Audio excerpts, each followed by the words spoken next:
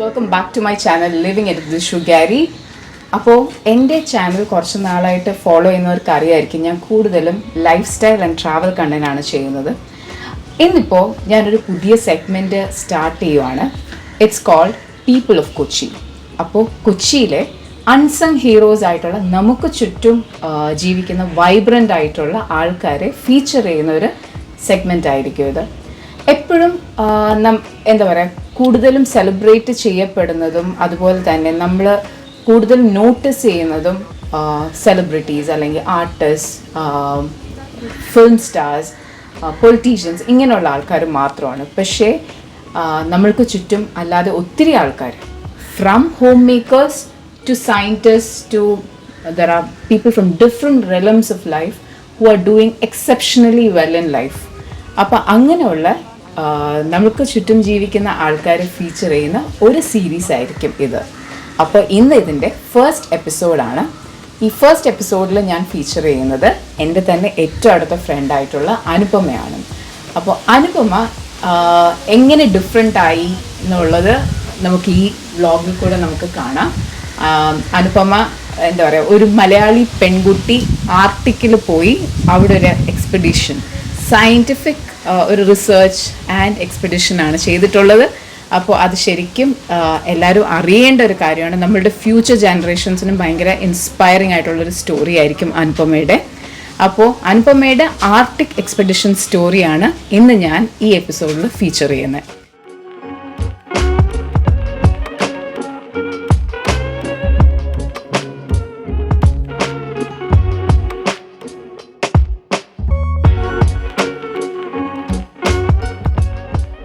Hi അന്നു. Hi. ഇന്നത്തെ എൻ്റെ ഫസ്റ്റ് ഈ ഒരു സീരീസിലെ ഫസ്റ്റ് എപ്പിസോഡാണ് ഇത്. അപ്പോൾ അതിനകത്ത് അനുവിനെ തന്നെ ലൈക്കിനോ അനുവിൻ്റെ ഈ ഒരു ഭയങ്കര ഒരു അച്ചീവ്മെൻ്റ് ആയിട്ടാണ് എനിക്ക് തോന്നുന്നത്, അല്ലേ? അനുവിന് എന്താ തോന്നുന്നത്?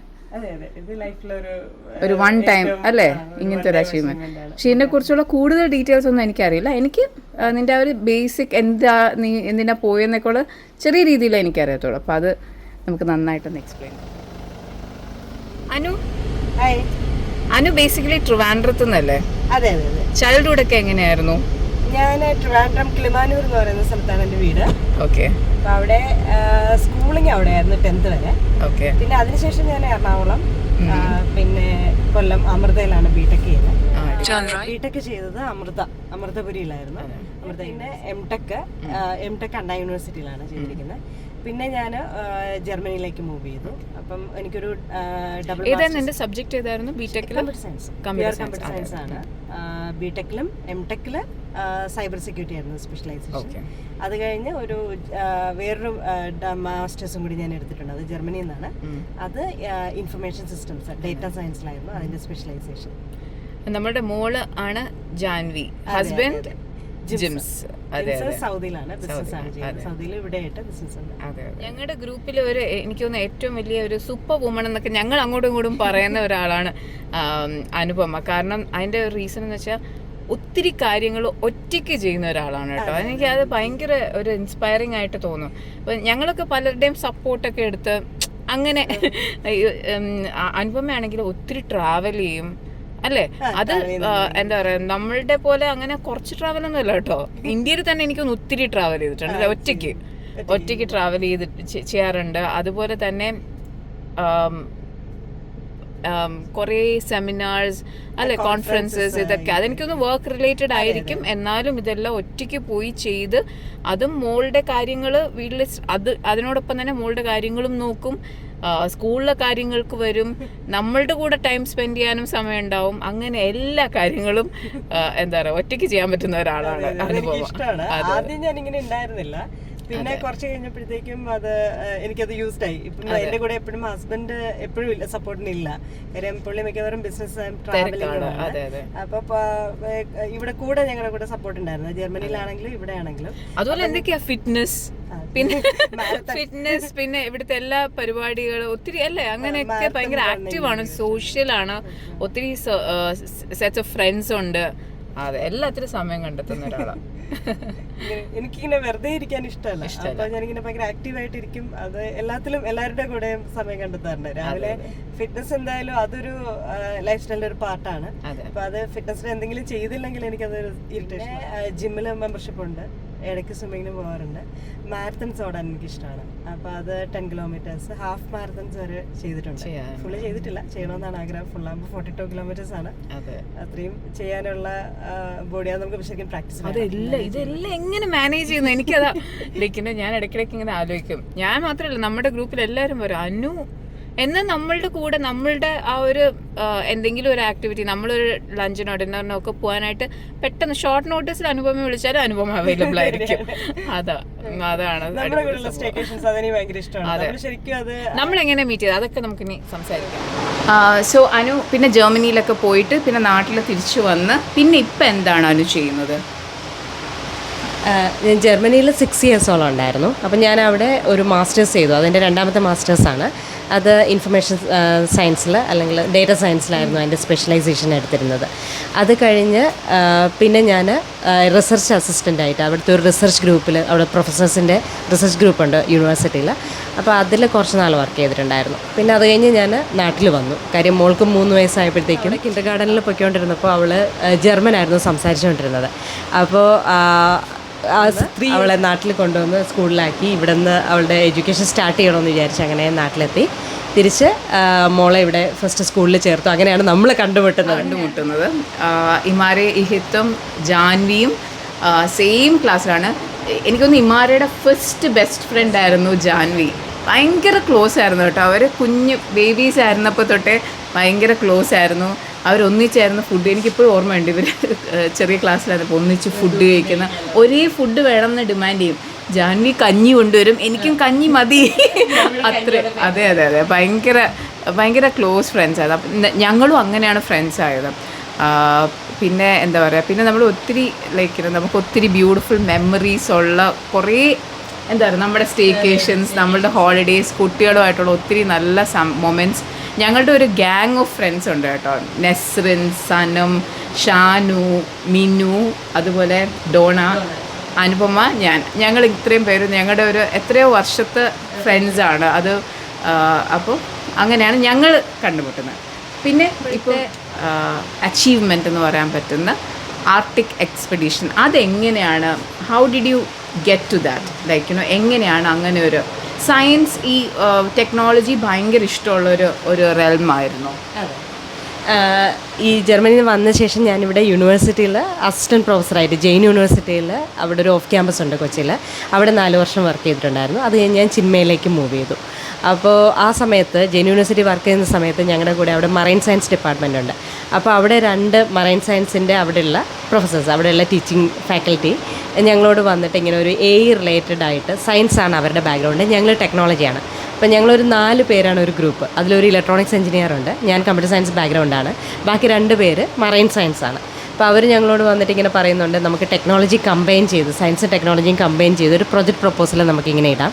ഒരു ആർട്ടിക്കിൻ്റെ കോള് വന്നിട്ടുണ്ട് ഇങ്ങനെ പറഞ്ഞു. അപ്പോൾ ഈ ആർട്ടിക്കിൻ്റെ കോള് ഇത് ഗവൺമെൻറ് ഓഫ് ഇന്ത്യയുടെ നമ്മുടെ പോളാർ റിസർച്ച് എന്ന് പറയുന്ന ഗവൺമെൻറ് ഇപ്പം ചന്ദ്രയാൻ പോലുള്ള മിഷൻ പോലെ ഇപ്പോൾ ഇന്ത്യക്കുള്ള ഒരു മിഷനാണ് ഈ പോളാർ റിസർച്ച്. അതിൻ്റെ പാർട്ടായിട്ട് 2 പോളും, സൗത്ത് പോളും നോർത്ത് പോളും നമ്മൾ ഇന്ത്യയിലുള്ള സയൻറ്റിസ്റ്റുമാരെ ചൂസ് ചെയ്തിട്ട് അവരയക്കുന്നുണ്ട്. അപ്പോൾ ഇത് ചെയ്യുന്നത് ഗോവയിലെ ഒരു national centre for Ocean and polar research centre എന്ന് പറഞ്ഞിട്ട് NCPOR എന്ന് പറയുന്നത് ഗോവയിലാണ് സിറ്റുവേറ്റ് ചെയ്തിരിക്കുന്നത്. അപ്പോൾ ആ ഗോവയിലുള്ള നോഡൽ ഏജൻസിയാണ് ഇത് പ്രൊപ്പോസൽ കോൾ ചെയ്യും. അപ്പം നമ്മൾ അതിലേക്ക് പ്രൊപ്പോസൽസ് അയച്ച് അവരത് ഷോർട്ട് ലിസ്റ്റ് ചെയ്ത് അതിനൊരു ഇൻ്റർവ്യൂ ഉണ്ട്. ഇൻ്റർവ്യൂ പോലെ നമ്മൾ അവിടെ ചെന്നിട്ട് പ്രസൻറ്റേഷനുണ്ട്. അത് കഴിഞ്ഞിട്ടാണ് ഷോർട്ട് ലിസ്റ്റ് ചെയ്യുന്നത്. എന്നിട്ട് അതിൽ നിന്ന് സെലക്ട് ചെയ്യുന്ന സയൻറ്റിസ്റ്റുകളെ അവരെന്ത് ചെയ്യുമെന്ന് വെച്ചാൽ ബെർത്ത് അലോക്കേറ്റ് ചെയ്യും. ഇപ്പം ഇന്ത്യൻ ആർട്ടിക്കിൽ ഈ ഒരു ആർട്ടിക്കിൽ നമ്മൾ പോകുന്നതെന്ന് വെച്ചാൽ നോർത്ത് പോളിലാണ് ഞാൻ പോയത്. ഇവർക്കിതുപോലെ തന്നെ അന്റാർട്ടിക്ക ഈ ആർട്ടിക്കിൽ ഒരു സൂപ്ലാങ്ക്ടൺ എന്ന് പറഞ്ഞിട്ടൊരു സ്പീഷീസ് ഉണ്ട്. ഒരു ചെറിയ, ശരിക്കും അത് മൈക്രോസ്കോപ്പിക് ആയിട്ടുള്ള ഓർഗാനിസംസ് ഉണ്ട്, ചെറുതായിട്ട് കണ്ണിൽ കാണാൻ പറ്റുന്ന ഓർഗാനിസം ഉണ്ട്. അതിൻ്റെ റിലേറ്റഡ് ആയിട്ടുള്ള അതിൻ്റെ സ്പീഷീസിൻ്റെ സെഗ്മെൻറ്റേഷൻ അങ്ങനെയുള്ളൊരു പ്രൊജക്റ്റാണ് നമ്മൾ ഇട്ടിരിക്കുന്നത്. ഡേറ്റ ഡേറ്റ കളക്ട് ചെയ്യുന്നതാണ് ഞാൻ പറയാം. അപ്പം അപ്പൊ അല്ലാതെ അതിന്റെ സയൻസ് എന്ന് പറയുന്നത് ഈ സയൻസ്, അതെ, ഈ ഞങ്ങളുടെ കയ്യിൽ ഈ സൂപ്ലാങ്ക്ടന്റെ സ്പെഷ്യലിസ്റ്റ് ഉണ്ട്. അപ്പോൾ അവർ സാധാരണ അത് എങ്ങനെയാണ് ഈ സൂപ്ലാങ്ക്ടൻ സ്റ്റഡി നടത്തുന്നതെന്ന് വെച്ചാൽ, ഇത് അവർ നെറ്റ് ആർട്ടിക് ഓഷനിലേക്ക് നെറ്റ് ഇട്ടിട്ട് ആ സാമ്പിൾ എടുക്കും, വാട്ടർ സാമ്പിൾ, ഇത്ര ഡെപ്ത് എന്നുള്ള വാട്ടർ സാമ്പിൾ അവർ എടുത്തിട്ട് അത് അവരതിനകത്ത് ഫോർമാലിൻ ആഡ് ചെയ്ത് അതിനെ നാട്ടിലേക്ക് കൊണ്ടുവന്ന് മൈക്രോസ്കോപ്പിൻ്റെ അടിയിൽ വെച്ച് ഇത് ഏത് സ്പീഷീസ് ആണെന്ന് ഐഡൻറ്റിഫൈ ചെയ്യും, പിന്നെ അതിൻ്റെ ബയോമാസ് കണ്ടുപിടിക്കുകയാണ് അവർ ശരിക്കും ചെയ്യുന്നത്. ഇതിന് പകരം ഞങ്ങൾ AI ഉപയോഗിച്ചിട്ട് ഒരു ഇമേജ് ബേസ്ഡ് ടെക്നിക് ഡെവലപ്പ് ചെയ്തിട്ട് അത് പിന്നെ ചെയ്യുവാണ് ചെയ്യുന്നത്. അപ്പം അവരുടെ ഈ സയൻസിന് ശരിക്കും നമ്മൾ എനിക്ക് ഗ്രീക്ക് ആൻഡ് ലാറ്റിൻ ആയിട്ട് തോന്നുന്നത് എനിക്കിതൊന്നും മനസ്സിലാവുന്നില്ല, പക്ഷെ എന്നാൽ ഏകദേശം ഒരു ഐഡിയ കിട്ടുന്നുണ്ട്. ഇറ്റ്സ് നോട്ട് അബൌട്ട് ഫിഷസ് അല്ലേ, ഫിഷസിന്റെ മൈഗ്രേഷൻ ഫിഷും ചെയ്യുന്നുണ്ട്. അത് 2 പ്രോജക്റ്റ് ഉണ്ട് ഞാൻ കാട്ടില്. ഇതിപ്പോ ചിന്മയെന്ന് അന്ന് ഫിഷിന്റെ മൈഗ്രേഷൻ പാറ്റേൺ അത് കുറച്ചുകൂടെ ആൾക്കാർക്ക് മനസ്സിലാവും ഞങ്ങൾ പറയുമ്പോൾ. അതിൽ രണ്ടാമത്തെ പ്രോജക്റ്റ് എന്ന് പറഞ്ഞാൽ ശരിക്കും ഈ ആർട്ടിക് റീജിയൻ ഇപ്പം അതിൽ ആകെ ഉള്ളത് നമ്മൾ പോകുമ്പോൾ കാണുന്നത് ഗ്ലേഷ്യേഴ്സും പെർമാഫ്രോസ്റ്റും എന്ന് പറയുന്നൊരു സ്ട്രക്ചറാണ്. ഗ്ലേഷ്യേഴ്സ് എന്ന് പറഞ്ഞാൽ ഫ്രോസൺ റിവേഴ്സാണ്.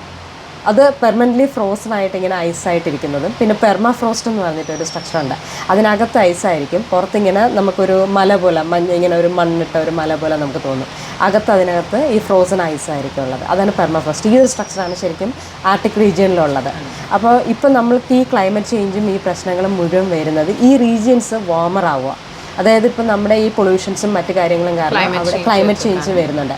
അപ്പോൾ ഈ ആർട്ടിക് റീജിയൻ വാർമർ ആയിക്കഴിഞ്ഞാൽ ഈ ഗ്ലേഷ്യേഴ്സ് ഉരുകും, മെൽറ്റിങ് അതിൻ്റെ റേറ്റ് ഭയങ്കര കൂടുതലാണ്. അതുകൊണ്ടാണ് ഈ എപ്പോഴും സയൻറ്റിസ്റ്റുകൾ ഇത് കൺസേൺ ആവണമെന്ന് നമ്മൾ പറയുന്നത്. കാര്യം ആ മെൽറ്റിംഗ് റേറ്റ് കൂടുമ്പോൾ അവിടെയുള്ള ഗ്ലേഷ്യേഴ്സ് പെർമനൻ്റ്ലി ഈ ഫ്രോസൺ ആയിട്ടിരിക്കുന്ന ഗ്ലേഷ്യേഴ്സ് ഉരുകിക്കഴിഞ്ഞാൽ അത് ആർട്ടിക് ഓഷനിലേക്ക് ആ വെള്ളം ഇറങ്ങും. അപ്പോൾ അത് ശരിക്കും ഓൾ ഓവർ ദ വേൾഡിൽ വാട്ടർ ലെവൽ, ഓഷനിലെ വാട്ടർ ലെവൽ റൈസ് ആവും, ഫ്ലഡും മറ്റ് ക്ലൈമറ്റ് ചേഞ്ചുകളും വരുന്നത് ഇതിൻ്റെ കോർ റീസൺ ഇങ്ങനെയാണ്. അപ്പോൾ അതിൻ്റെ സ്റ്റഡീസുമായിട്ടാണ് നമ്മൾ ഇന്ത്യ ഗവൺമെൻറ് ഈ സയൻറ്റിസ്റ്റുകളെ ചൂസ് ചെയ്ത് അയക്കുന്നത്.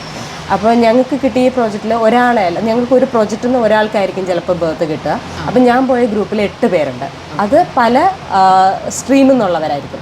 ചിലർ അറ്റ്മോസ്ഫിയറിക് സയൻസ് ആയിരിക്കും സ്റ്റഡി നടത്തുന്നത്, ചിലർ പിന്നെ ഇതിനകത്ത് കെമിസ്റ്റ്, അതിൻ്റെ അകത്തുള്ള മെറ്റൽ എലമെൻറ്റ്സ്, നമ്മൾ ആർട്ടിക് ഓഷനിൽ ഏതൊക്കെ മെറ്റാലിക് എലമെൻറ്റ്സ് ഉണ്ട് അപ്പോൾ അതിൻ്റെ സ്റ്റഡി നടത്തുന്നവരുണ്ട്, ആൽഗിയെ കുറിച്ച് സ്റ്റഡി ചെയ്യുന്നവരുണ്ട്, ബേർഡ്സിനെ പല ഡിസിപ്ലിനുള്ള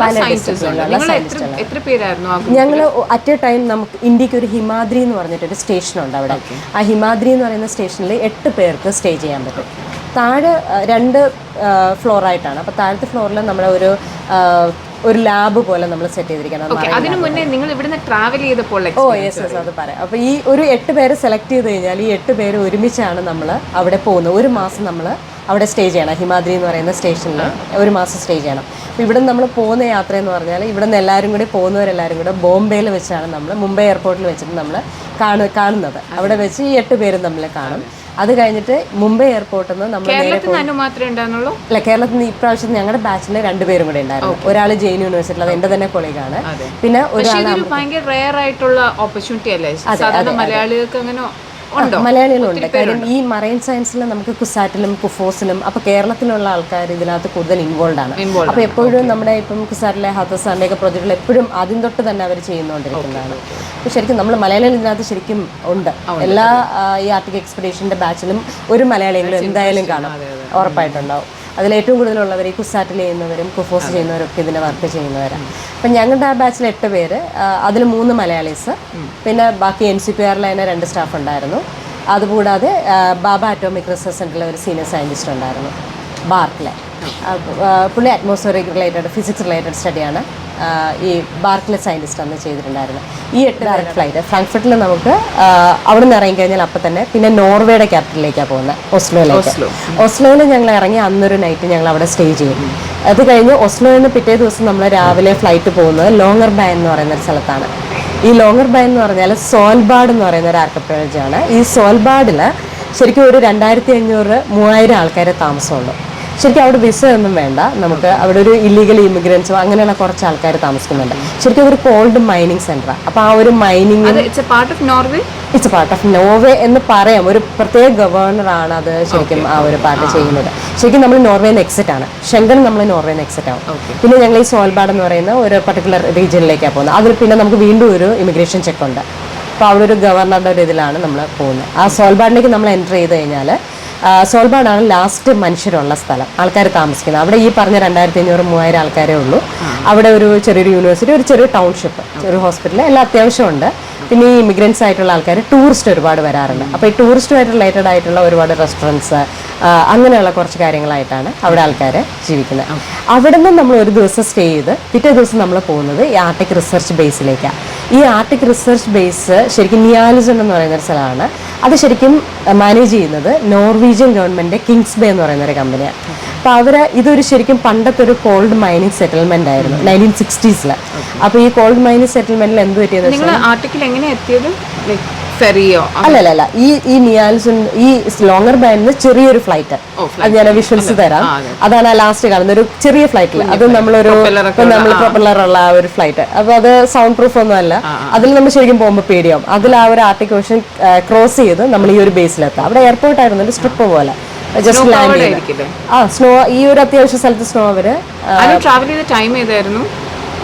ഞാൻ സെപ്റ്റംബർ 2024 1 month ഞങ്ങൾ അവിടെ സ്റ്റേ ആയിരുന്നത്. ഞങ്ങൾക്ക് സെപ്റ്റംബർ റൗണ്ട് ഇയർ ഈ ബേസസ് ഒക്കെ ഉണ്ടായിരിക്കും. ഈ ബേസ് ഈ ആർട്ടിക് ഇല്ല വിന്ററിലും ഉണ്ട്. ഇത് റൗണ്ട് ഇയർ ഉള്ളതാണ് ഈ ആർട്ടിക് റിസർച്ച് ബേസ്. അത് ശരിക്കും നോർവീജിയൻ ഗവൺമെന്റ് മാനേജ് ചെയ്യുന്നതാണ്. അവിടെ 10 രാജ്യങ്ങളുടെ റിസർച്ച് സ്റ്റേഷൻസ് ഇപ്പോൾ വർക്കിംഗ് ആണ്. ഞാൻ ഈ പറഞ്ഞില്ല, കോൾ മൈനിങ് ആയിരുന്നു 1960s അവിടെ. പക്ഷെ അത് ഭയങ്കര ട്രാജിക് ആക്സിഡൻറ്റ്സ് നടന്നു ഒരുപാട്. അപ്പോൾ അവരത് ഷട്ട് ഡൗൺ ചെയ്തു. ആ കോൾ മൈനിങ് ഷട്ട് ഡൗൺ ചെയ്തിട്ട് അവരെന്ത് ചെയ്യുന്നു വെച്ചാൽ പിന്നെ അത് പതുക്കെ ഇതൊരു റിസർച്ച് ബേസ് ആക്കി കൊടുക്കും. അപ്പോൾ അന്ന് ആ കോൾ മൈനിങ്ങിൻ്റെ ഒരു സെറ്റിൽമെന്റ് ഓൾറെഡി ഉണ്ട്. ഒരു ചെറിയ സ്കൂള്, ഒരു കുറച്ച് ആൾക്കാർ താമസിക്കുന്ന ഒരു സംവിധാനങ്ങൾ, അങ്ങനെ ഒരു സെറ്റിൽമെന്റ് ഉണ്ട്. ആ സെറ്റിൽമെന്റ് ആണ് ശരിക്കും റിസർച്ച് ബേസ് ആയിട്ട് കൺവേർട്ട് ചെയ്തിരിക്കുന്നത്. ഏതൊക്കെ കൺട്രീസിന്റെ? അവിടെ 10 രാജ്യങ്ങളുടെ പറയുമ്പോൾ ഒന്ന് നോർവീജിയൻ്റെ തന്നെ, നോർവീജിയൻ പോളാർ ഇൻസ്റ്റിറ്റ്യൂട്ട് എന്ന് പറയുന്നത് NPA എന്ന് പറഞ്ഞിട്ട് ഇൻസ്റ്റിറ്റ്യൂട്ട് ഉണ്ട്. പിന്നെ അതുപോലെ ജർമ്മനിയുടെ, അത് അവിപ്പവ് എന്നാണ്. ജർമ്മനി ഫ്രാൻസും കൂടെ ചേർന്നിട്ട് ഒരു ബിൽഡിംഗ് ഉണ്ട്. പിന്നെ UK ഉണ്ട്, കൊറിയ, സൗത്ത് കൊറിയ, പിന്നെ ചൈന ഉണ്ട്, ഇന്ത്യ ഉണ്ട്, ഇറ്റലി ഉണ്ട്, US ഇല്ല. ഇത്രയാണ് ഇവിടെ ബേസ് ഉള്ളത്. ഈ 10 രാജ്യങ്ങളുടെ ബേസ് ആണ്. അപ്പൊ 10 രാജ്യങ്ങളുടെ സയന്റിസ്റ്റുകളെ ഇതുപോലെ ചൂസ് ചെയ്തിട്ട് അവർ അറ്റ് എ ടൈം ഈ രാജ്യങ്ങളിൽ നിന്ന് എല്ലായിടത്തു നിന്നുള്ള ഒരു 10-50 പേര് 60 പേര് മാക്സിമം, ഈ സമ്മർ പീക്ക് ടൈം സമ്മറാണ്, ആ ടൈമിൽ ഒരു മാക്സിമം ഒരു 50 to 60 പീപ്പിൾ ഈ റിസർച്ച് ബേസിലുണ്ടാവും.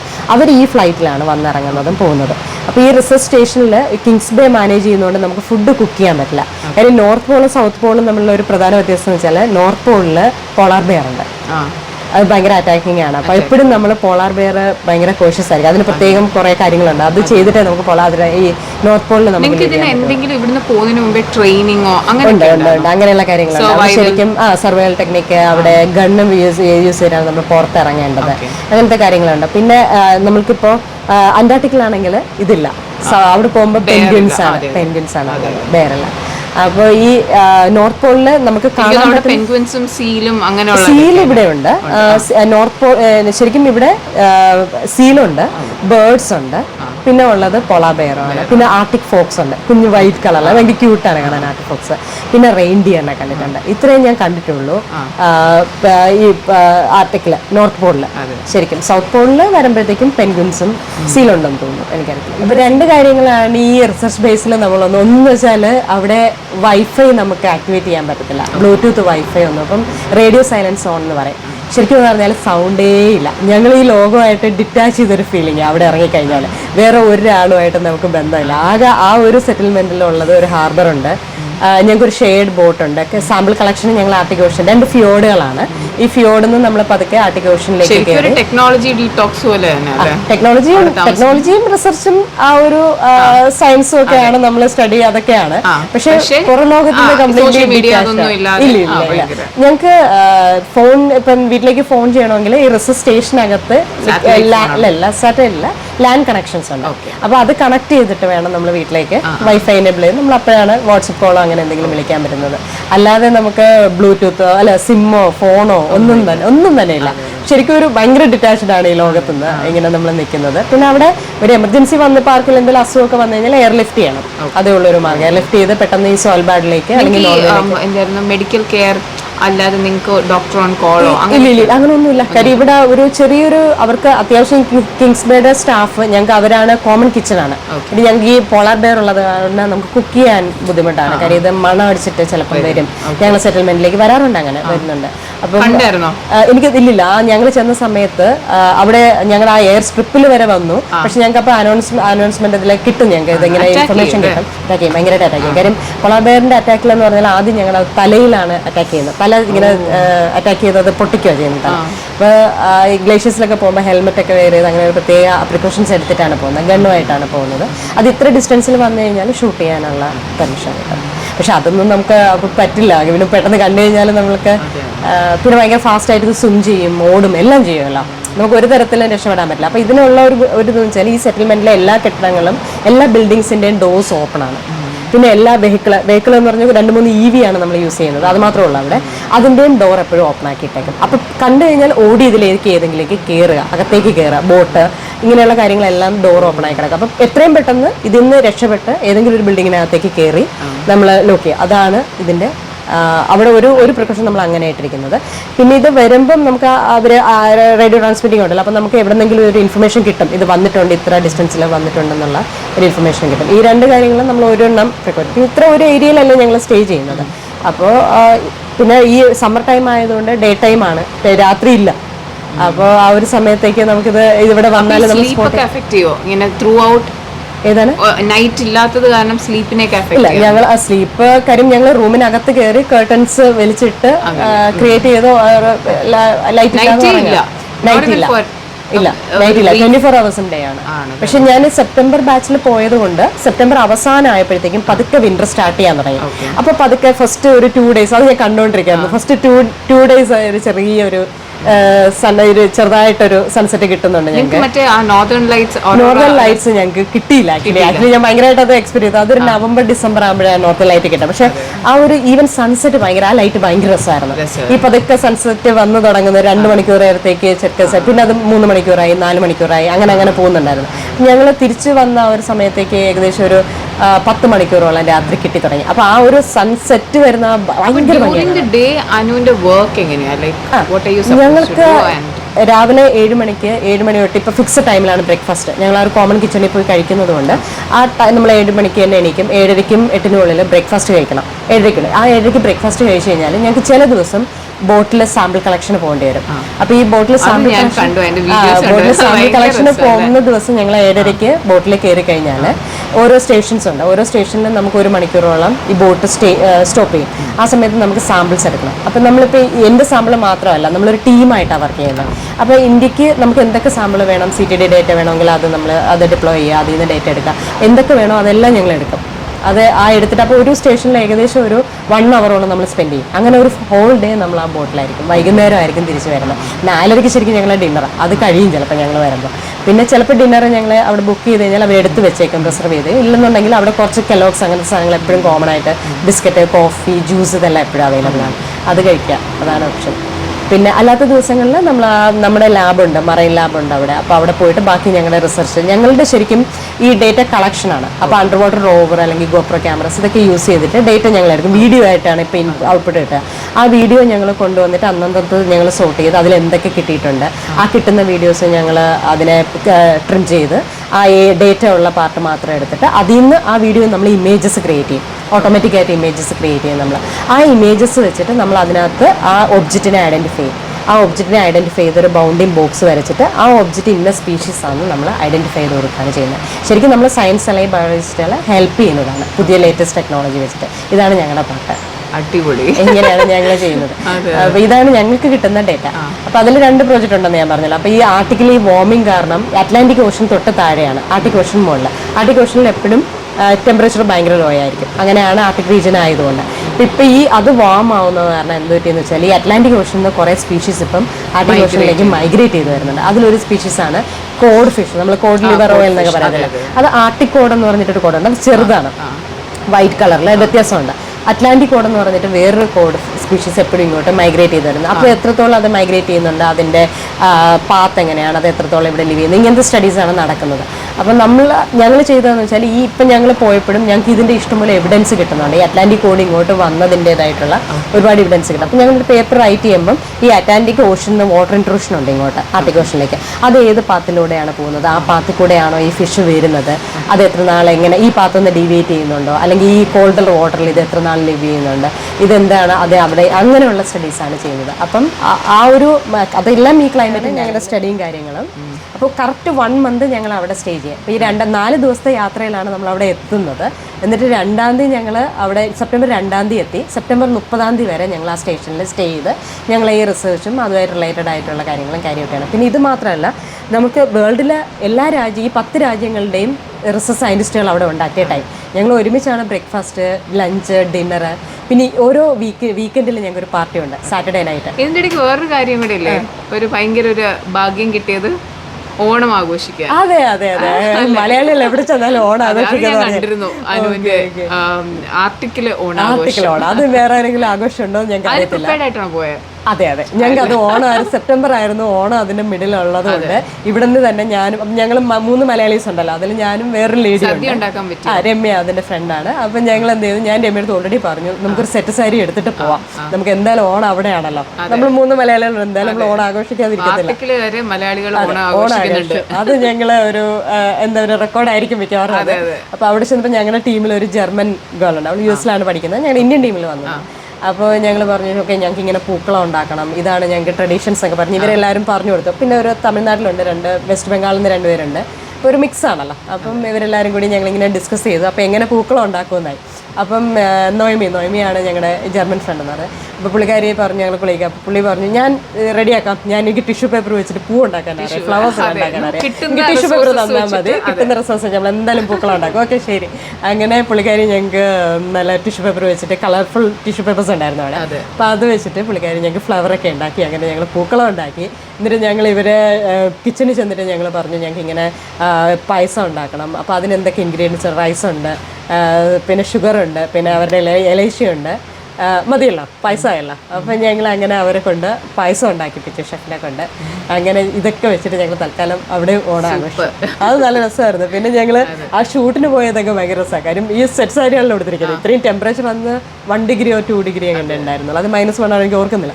അപ്പോൾ ആ ഒരു റേഞ്ചിൽ എന്തായാലും ടെമ്പറേച്ചർ ഉള്ളൂ. അപ്പോൾ ഞങ്ങൾ ഈ സെറ്റ് സാരി എടുത്ത് പുറത്തിറങ്ങിയിട്ടുള്ള രംഗം ഉണ്ടായിരുന്നു. ജാക്കറ്റ് ഇട്ട് പുറത്തിറങ്ങും.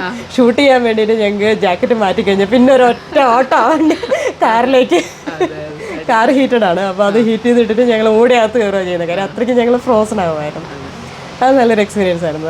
നല്ല ഭയങ്കര സന്തോഷമായിരുന്നു അതൊന്നും നമ്മൾ ചെയ്തത്. എൻ്റെ നാട്ടിലെല്ലാവരും ഓണം ആഘോഷിക്കുമ്പോൾ ഞങ്ങൾക്ക് ആർട്ടിക്കിലായാലും മനസ്സമാധാനം ഉണ്ടായിരുന്നു. അതുപോലെ ഞങ്ങളും ആഘോഷിച്ചു. അപ്പൊ പിന്നെ ആ വിഷമം മാറി. അതെ, ഈ ആർട്ടിക്കിൽ പോകാൻ പറ്റിയെന്ന് പറയുന്നത് കാര്യം ഈ ഒരു നിയാൽസുൽ എന്ന് പറയുന്ന സ്ഥലത്തില് ശരിക്കും ടൂറിസ്റ്റ് അലൗഡ് അല്ല. അലൗഡ് ആണോ എന്ന് ചോദിച്ചു കഴിഞ്ഞാൽ ഈ ടൂറിസം ഇല്ല. കാര്യം ഇത് നമ്മൾ ഇവിടെ വരുന്നുണ്ട്. അതായത് ഷിപ്പിന് പോസിബിൾ ആണ്. ഈ സോൽബാഡ് വരെ ടൂറിസ്റ്റ് അലൗഡ് ആണ്. സോൽബാഡിൽ നിന്ന് ഷിപ്പ് വരുന്നുണ്ട്. ആ ഷിപ്പിങ്ങനെ പോകുമ്പം ഇവിടെ 1 മണിക്കൂർ ആ ടൂറിസ്റ്റിനെ ഇറങ്ങിയിട്ട് ജസ്റ്റ് ഒന്ന് കാണാം, അത്രേ ഉള്ളൂ. പക്ഷേ ഞങ്ങളുടെ റിസർച്ച് സ്റ്റേഷൻസിലേക്ക് ഒന്നും ആക്സസ് ഇല്ല. കാര്യം ഇത് ശരിക്കും നമ്മൾ നിങ്ങൾക്ക് അറ്റ്മോസ്ഫിയറിക് സ്റ്റേഷനും ഉണ്ട്, ഇന്ത്യക്ക് അല്ലാതെ ലാബുകളുമാണ്. അപ്പോൾ ഈ റിസർച്ചേഴ്സ് സ്റ്റഡിയും അങ്ങനെയുള്ള കാര്യങ്ങളാണല്ലോ ക്യാരി ഔട്ട് ചെയ്യുന്നത്. അപ്പോൾ അതിൽ ഡിസ്റ്റർബൻസ് ആവാത്ത രീതിയിൽ ജസ്റ്റ് ഒന്ന് വന്നിട്ട്, കാര്യം ഇവരുടെ ഈ മൊബൈൽ അങ്ങനത്തെ കാര്യങ്ങളൊന്നും നമുക്ക് ഓൺ ചെയ്ത് കഴിഞ്ഞാൽ ഈ അറ്റ്മോസ്ഫിയറിക് ഡിവൈസസ് ഉണ്ട് ഈ അപ്പം അത് ആയിട്ട് അതിൻ്റെ സിഗ്നലിന് ഇഷ്യൂ വരും ഇവരുടെ. അപ്പോൾ അങ്ങനെ ഡിസ്റ്റർബൻസ് വരും അത്. അപ്പോൾ അതുകൊണ്ട് അത് പ്രോത്സാഹിപ്പിക്കുന്നില്ല. പക്ഷേ ജസ്റ്റ് ഒന്ന് വന്നിറങ്ങി അവർക്കൊരു ചെറിയൊരു ഒരു 1/2 മണിക്കൂർ 1 മണിക്കൂർ ഒന്ന് കണ്ടിട്ട് പോകാം. ആ സമയത്ത് വേണ്ടിയിട്ട് ഒരു ഷോപ്പ് അപ്പോഴും ഓപ്പൺ ചെയ്യും. ആക്ച്വലി ഒരു കുഞ്ഞ് ഒരു ബ്യൂട്ടി കണ്ട് സുവനീർ ഷോപ്പ് ഉണ്ട്. അത് ജസ്റ്റ് ഒരു 1/2 hour നേരത്തേക്ക് അവർ ജസ്റ്റ് ഓപ്പൺ ചെയ്യും. പിന്നെ ഇതുപോലെ ഞങ്ങൾക്ക് വീക്കെൻഡ് ഒരു പാർട്ടി ഉണ്ടെന്ന് പറഞ്ഞല്ലോ. അപ്പം സാറ്റർഡേ നൈറ്റ് ഞങ്ങൾക്ക് ആ ഒരു പാർട്ടിക്ക് വേണ്ടിയിട്ട് ജസ്റ്റ് ഒരു ഈവൻ ഒരു പബ്ബ് പോലെ, അല്ലെങ്കിൽ നമുക്ക് ഏറ്റവും പറയുന്നത് നോർത്തേൺ മോസ്റ്റ് പോസ്റ്റ് ഓഫീസ് അതവിടെയാണ്. ഒരു കുഞ്ഞു പോസ്റ്റ് ഓഫീസ് ഉണ്ട്, അവിടുന്ന് പോസ്റ്റ് അയക്കാം. അത് 79 degree നോർത്താണ് ഈ നിയാൽസുൽ. ഞാൻ പോസ്റ്റ് ചെയ്തിട്ടുണ്ടായിരുന്നു. അപ്പോൾ ഈ 79 degree നോർത്തിന്റെ ആ സ്റ്റാമ്പ് നമ്മൾ അതിനകത്ത് വരും. അപ്പം ഞാൻ വീട്ടിലേക്ക് ഇവിടെ നാട്ടിലേക്ക് അയച്ചിട്ടുണ്ടായിരുന്നു സ്റ്റാമ്പ്. അവിടുന്ന് തന്നെ നമുക്ക് സുവനീർ ഷോപ്പിൽ നിന്ന് കാർഡ് മേടിക്കാം. അപ്പോൾ ഇത് എല്ലാവർക്കും അയക്കാൻ പറ്റും. പിന്നെ അതുപോലെ തന്നെ ഈ രണ്ടാമത്തത് ഈ ഏറ്റവും ലാസ്റ്റ് ഷോപ്പ് എന്ന് വേണമെങ്കിൽ നമുക്ക് ഇതിനെക്കുറിച്ച് പറയാം. അതുപോലെ ഏറ്റവും ലാസ്റ്റ് പിന്നെ പബ് എന്ന് വേണമെങ്കിൽ നമുക്ക് പറയാം. കാര്യം അത് ഞങ്ങൾ തന്നെ ക്രിയേറ്റ് ചെയ്യുന്നത്. അവിടെ ഒരു ചെറിയൊരു റെസ്റ്റോറൻറ്റ് ഉണ്ടായിരുന്നു അന്നത്തെ. അപ്പോൾ ഈ സാറ്റർഡേ നൈറ്റ് ഞങ്ങൾ അതിനെ കൺവേർട്ട് ചെയ്യും ചെറുതായിട്ട്. അപ്പോൾ അവിടെ ഉള്ളവർ തന്നെയാണ് നമ്മൾ അങ്ങനെ ഒരു പാർട്ടി, ചെറിയൊരു പബ് പോലെ നമ്മൾ അന്ന് എല്ലാവരും എൻജോയ് ചെയ്യും, ഡാൻസ് ചെയ്യും. അങ്ങനെ എല്ലാവരും ഒരുമിച്ച് ഒരു ഗെറ്റ് ടുഗദർ ഉണ്ട്. അപ്പോൾ ഇതിൽ പിന്നെ ഇത് മാത്രമല്ല സയൻസ് ടോക്കും ഉണ്ട്. അപ്പോൾ ഞങ്ങൾ അങ്ങോട്ടും ഇങ്ങോട്ടും ഷെയർ ചെയ്യും. ഞങ്ങൾ ഇന്ന റിസർച്ചാണ് ചെയ്യുന്നത്, അവർ ഇന്നതാണ്. അപ്പോൾ ഒരേ ഏരിയയിലുള്ളവർ തമ്മിൽ കൊളാബറേറ്റീവ് ആയിട്ട് വർക്ക് ചെയ്യാനുള്ള ഓപ്പർച്യൂണിറ്റിയാണ് വരുന്നത്. നോളജ് ഷെയറിങ് ശരിക്കും ഒരു വല്ലാത്ത എക്സ്പീരിയൻസ് ആണ്. കാര്യം ഒരു ഏറ്റവും കേട്ടിരിക്കാൻ തന്നെ ഭയങ്കര സുഖമുള്ള ഒരു എക്സ്പീരിയൻസ്. ലോകത്തിന്റെ ഏറ്റവും അങ്ങേയറ്റത്ത് നമ്മളിരുന്ന് ആ ഒരു സിമിലർ ഇൻട്രസ്റ്റ് ഉള്ളവരാണല്ലോ എല്ലാവരും, ഇതുപോലെ റിസർച്ചേഴ്സ് ആണ്. അപ്പോൾ അവർക്ക് ഒരേപോലെയാണ് സ്റ്റഡിയും ക്യാരി ഔട്ട് ചെയ്യുന്നത്, ഒരുമിച്ച് വർക്ക് ചെയ്യാനുള്ള ഒരു എൻവയോൺമെന്റ്, ആ കൊളാബറേറ്റീവ് ആയിട്ടുള്ള, അതെല്ലാം ഒരു വല്ലാത്ത എക്സ്പീരിയൻസ്. ഓക്കെ എനോ, അപ്പോൾ എനിക്ക് I am like super proud of you. ഇപ്പം എനിക്ക് തോന്നിയത് കണ്ട എല്ലാവരും ഭയങ്കര ഒരു മലയാളി പെൺകുട്ടി ആർട്ടിക്കില് ഒരു എക്സ്പെഡീഷന് പോയെന്ന് പറയുമ്പോൾ നമുക്ക് എല്ലാവർക്കും ഒരു അഭിമാനം ഉണ്ടാക്കുന്നൊരു കാര്യം തന്നെയാണ്. അപ്പോൾ ഇങ്ങനെ അനുവിനെ പോലെ ഇങ്ങനത്തെ ഒരു യുണീക്കായിട്ടുള്ള ജേർണി ചെയ്തേക്കുന്ന ആൾക്കാരൊക്കെ നമ്മളുടെ ഫ്യൂച്ചർ ജനറേഷൻസിന് ഒരു ഇൻസ്പിറേഷൻ ആവട്ടെ. അനുവിനും ഇനി അനുവിൻ്റെ ഫ്യൂച്ചർ എന്താ പറയുക ഡ്രീംസ് എല്ലാം അച്ചീവ് ചെയ്യാൻ പറ്റട്ടെ എന്ന് ആശംസിക്കുന്നു.